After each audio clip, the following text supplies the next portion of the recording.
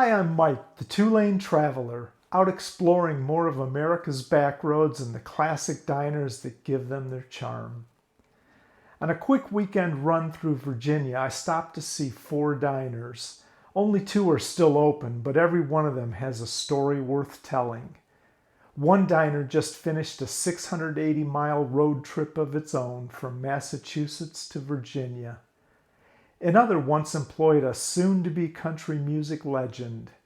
A third is an incredibly rare example of a Valentine Diner this far east.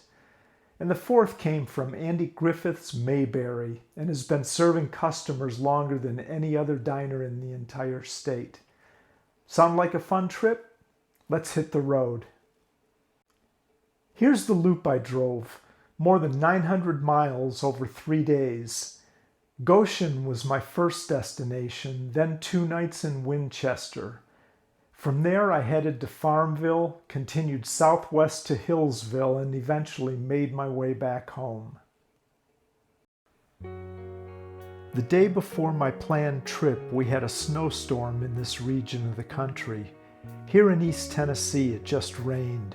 But once I reached the mountains of southwest Virginia, I began to run into some weather. I was fully prepared to turn around and head home, but it wound up being a beautiful, uneventful drive. I'll show you a bit of it here.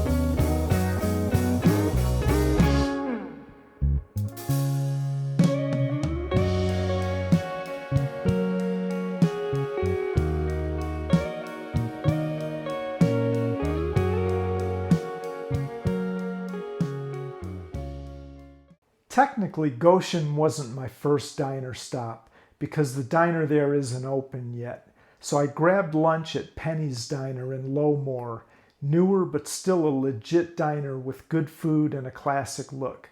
A great warm-up. From there it was a 45-minute drive to Goshen to track down Chubby's Diner. A few weeks ago, a discussion on the Facebook Dinerville group made me realize that Chubby's was no longer sitting in storage in Salisbury, Massachusetts, where I photographed it back in 2022. Someone had bought it and moved it all the way down to this tiny Virginia town. Nobody seemed to know who bought it or why, so I took a 6-hour road trip to find out. I eventually located it next to the railroad tracks on private property, still strapped to the trailer that carried it from Massachusetts. With no one around, I drove through town looking for answers.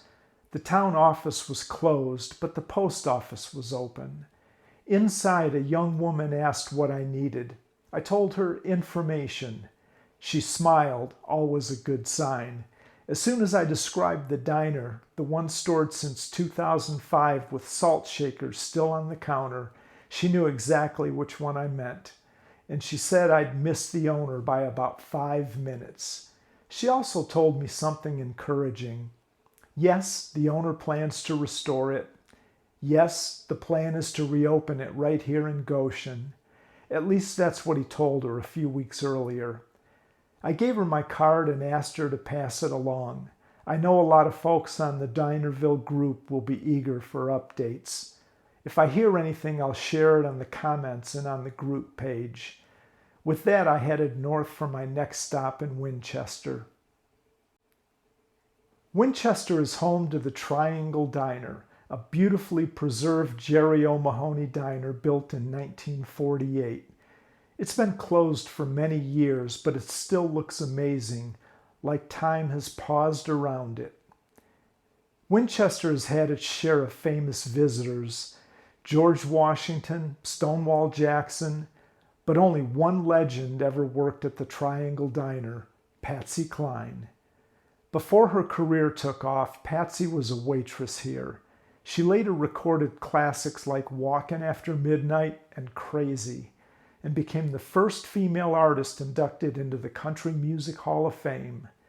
She died tragically young at the age of 30, but her voice lives on in this diner as a piece of her story.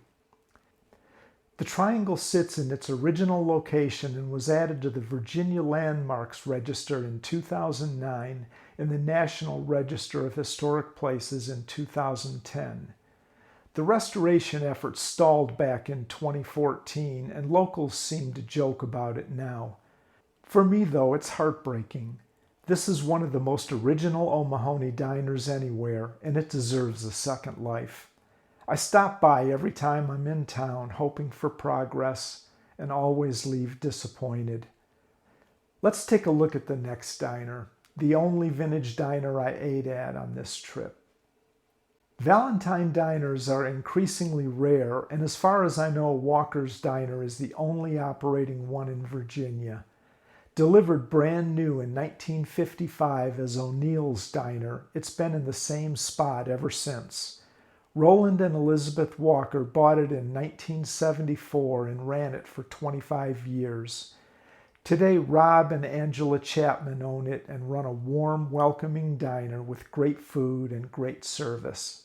Farmville itself is a gem, walkable, historic, and absolutely worth exploring. I know I'll be back.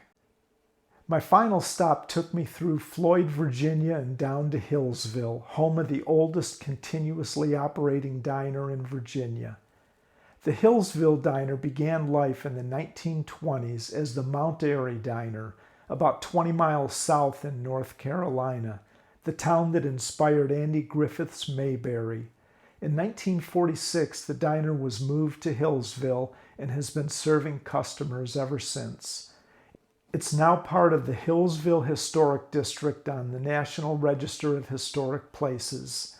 I knew it would be closed when I arrived, but I'd eaten there before and wanted to see its more recent paint job. The exterior has a modern overhang that hides some of its original charm, but inside it's wonderfully authentic, and the food is excellent. Definitely worth going out of your way for. And that wraps up my quick weekend loop through Virginia to see 4 unique diners, each with its own history and character.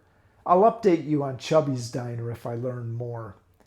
If you've got diner stories of your own or suggestions for other vintage diners I should visit, drop them in the comments.